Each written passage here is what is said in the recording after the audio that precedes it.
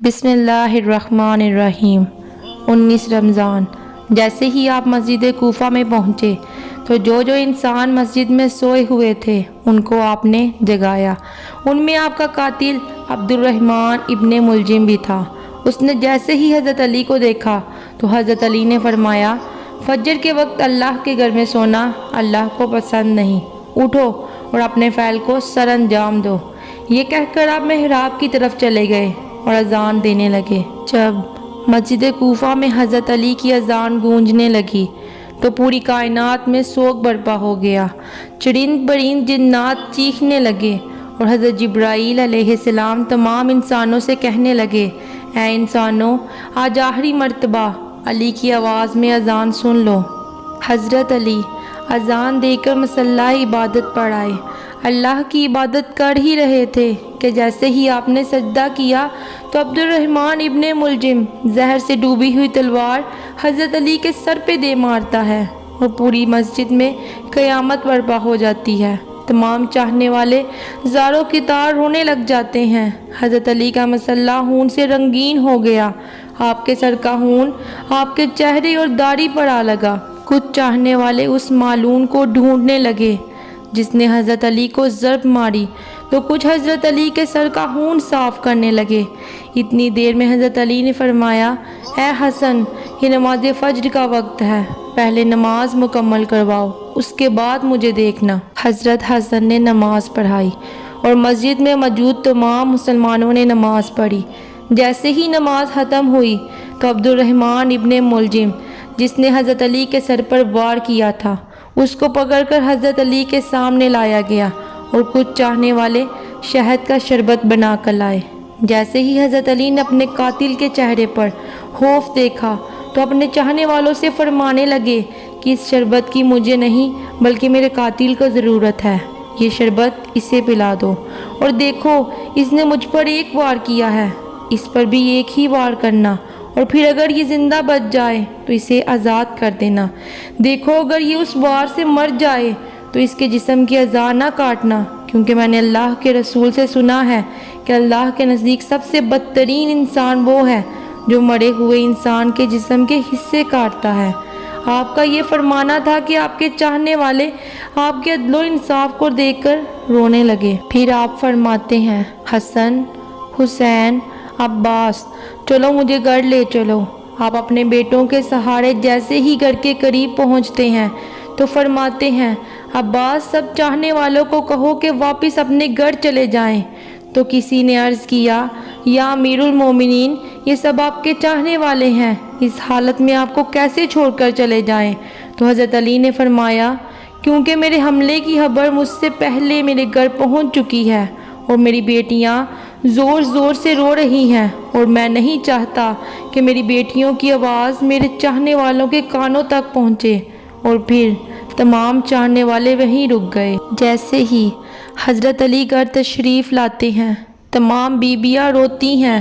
حضرت علی سب کو دلاسا دیتے ہیں اور کہتے ہیں کہ مجھ سے میرے بھائی اللہ کے رسول حضرت محمد صلی اللہ علیہ وسلم پہلے ہی فرما چکے تھے کہ علی، میری امت تمہیں رمضان کے مہینے میں مسجد میں مارے گی اور تیرے سر کے خون سے تیری داڑھی سرخ ہو جائے گی، یہ وقت صبر کا ہے۔ آپ کو بستر پر لٹایا گیا۔ جیسے ہی طبیب نے حضرت علی کو دیکھا تو دیکھ کر رونے لگا اور فرمانے لگا کہ جس تلوار سے آپ پر حملہ کیا گیا ہے وہ زہر میں ڈوبی ہوئی تھی، اور زہر حضرت علی کے پورے جسم میں پھیل چکا ہے، جتنا ہو سکے آپ انہیں دودھ پلائیں۔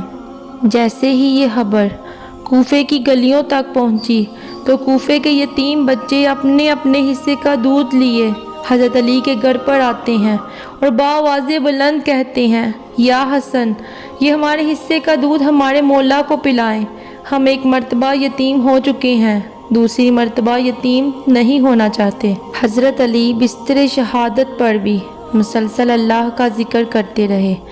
بس جیسے ہی 19 کا دن ختم ہوا، 20 رمضان کی رات آئی، آپ فرمانے لگے کہ اب میرے حجرے میں کوئی بھی نہ آئے، کیونکہ پوری دنیا کے جنات اور فرشتے مجھ سے ملنے آ رہے ہیں۔ اور پھر جیسے ہی 20 رمضان کا سورج طلوع ہوا، آپ حضرت حسن سے فرمانے لگے، اے حسن، جاؤ میرے تمام چاہنے والوں سے کہو کہ اپنے امام کا آخری دیدار کر لیں۔ آپ کے عقیدت مند قطار بنا کر جیسے ہی آپ کی زیارت کے لیے گھر میں داخل ہوئے تو دیکھا کہ زہر پھیلنے کی وجہ سے آپ کا پورا چہرہ زرد ہو چکا ہے۔ سب چیخ کر رونے لگے۔ حضرت علی فرمانے لگے کہ پوچھو جو پوچھنا چاہتے ہو، کیونکہ میں علی زمین کے رستوں سے زیادہ آسمانوں کے رستے جانتا ہوں۔ پوچھ لو، کیونکہ جب تم لوگ اپنی آنکھوں سے مجھ کو نہ دیکھ پاؤ گے تو پچھتاؤ گے کہ کاش کچھ اور پوچھ لیتے۔ کسی عقیدت مند نے سوال کیا تو کسی نے جواب لیا تو کوئی صرف زیارت کرتا رہا۔ جیسے ہی سب چاہنے والے جانے لگے تو حضرت علی نے فرمایا، حسن، میرے پورے خاندان کو میرے حجرے میں لے کر آؤ۔ حضرت علی نے وصیتیں کی اور فرمایا کہ اب اس خاندان کا وارث میرا بڑا بیٹا حسن ہے، جو یہ کہے اسے ماننا۔ اور حضرت حسن سے فرمانے لگے کہ اے حسن، جتنا ہو سکے اپنی زبان اور کردار سے محبت اور امن کا پیغام دیتے رہنا۔ اپنے نانا کے صلح حدیبیہ کو یاد رکھنا، کوشش کرنا کہ مسلمان کا دشمن نہ بنے اور تقوی سے دور نہ ہونا۔ اگر دنیا تمہارے قریب آئے تب بھی اس سے دل نہ لگانا۔ دنیاوی چیز نہ ملنے پر کبھی افسوس نہ کرنا۔ ہمیشہ حق بات کہنا، مظلوم کی مدد کرتے رہنا۔ حسن حسین، جہاں تک ہو سکے میرے اس پیغام کو ہر ایک تک پہنچانا۔ میں نے تمہارے نانا حضرت محمد صلی اللہ علیہ وسلم سے سنا ہے کہ لوگوں کے بیچ صلح کروانا 1000 سالوں کے روزے اور نماز سے بہتر ہے۔ یتیموں کے بارے میں اللہ سے ڈرتے رہنا کہ کبھی وہ بھوکے نہ رہیں، اور پڑوس میں رہنے والوں کا خیال رکھنا، کیونکہ اللہ کے رسول پڑوسیوں کے بارے میں بار بار اتنی نصیحت کرتے کہ لوگ سمجھنے لگے کہ شاید اللہ کے محبوب ان کو ہمارا وارث بھی بنانے والے ہیں۔ اور قرآن کو سمجھنے اور اس پر عمل کرنے میں دیر نہ کرنا، ایسا نہ ہو کہ دوسرے قرآن کو سمجھ کر تم پر حکومت کرنے لگیں۔ نماز کے بارے میں اللہ سے ڈرتے رہنا، کیونکہ نماز تمہارے دین کا ستون ہے، اور اللہ کے گھر کی حفاظت کرنا، کیونکہ وہ تمہاری پہچان ہے۔ اللہ سے ڈرو اپنے جان، مال اور زبان کے بارے میں۔ کسی کا مال غصب نہ کرنا اور نہ کسی کو ہاتھوں اور زبان سے تکلیف دینا۔ ایک دوسرے کی مدد کرتے رہنا، اور خبردار، سب مسلمان ایک دوسرے سے جڑ کر جینا، ورنہ تم پر وہ لوگ مسلط ہو جائیں گے کہ اگر تم فریاد بھی کرو گے تب بھی تمہاری آواز سننے والا کوئی نہ رہے گا۔ اور سارے عبد المطلب کے بیٹوں کو خبردار کر دو کہ اگر اس ضرب سے میری شہادت ہو جائے تو میرے قاتل کو بھی صرف ایک ہی ضرب مارنا کہ اگر وہ بچ جائے تو اسے آزاد کر دینا، اور اگر وہ مر جائے تو اس کے جسم کی بے حرمتی نہ کرنا کہ اس کے جسم کے حصے نہ کاٹنا، کیونکہ میں اللہ کے رسول سے سنا ہے کہ اس زمین کا سب سے بدترین عمل یہ ہے کہ کسی مرے ہوئے کے اعضاء کاٹے جائیں، چاہے وہ پاگل کتا ہی کیوں نہ ہو۔ حسن، میرے جنازے میں کسی کو شریک نہ کرنا۔ پیچھے سے حسن اور حسین تم اٹھانا، آگے سے جبرائیل اور میکائیل اٹھائیں گے، اور اس کو ایک اونٹنی پر رکھ دینا۔ جہاں وہ اونٹنی رکے گی وہیں میری قبر بنی ہوگی، اور میری قبر کا کسی انسان کو نہ بتانا، کیونکہ اللہ کے دین کے دشمن چاہیں گے کہ میری قبر کھود کر میرے جسم کی بے حرمتی کریں۔ پھر آپ حضرت عباس کو دیکھ کر فرمانے لگے کہ اے عباس، تم کو میں نے کربلا کے لیے اللہ سے مانگا ہے، آج سے حسین تمہارا آقا ہے، ان کا غلام بن کر جینا۔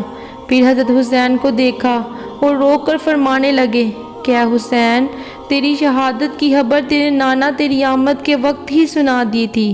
تجھے 3 دن بھوکا پیاسا کر کے کربلا کے میدان میں شہید کیا جائے گا، تمہارے بچوں کو، ساتھیوں کو بے دردی سے مارا جائے گا۔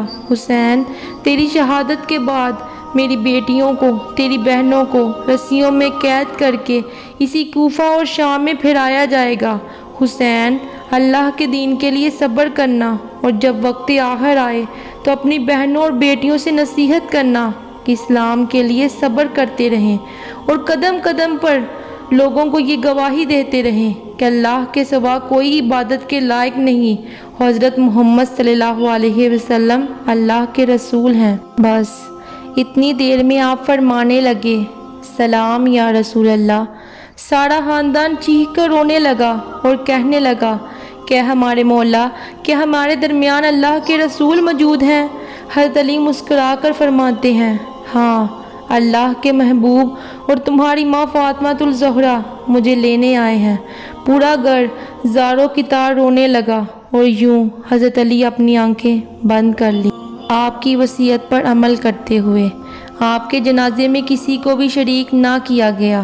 پیچھے سے حضرت حسن و حسین نے جنازہ اٹھایا تو آگے سے وہ جنازہ خود بخود اٹھنے لگا اور ایک نورانی اونٹنی ظاہر ہوئی اور جنازے کو اس پر رکھا اور وہ کوفے سے باہر چلتی گئی۔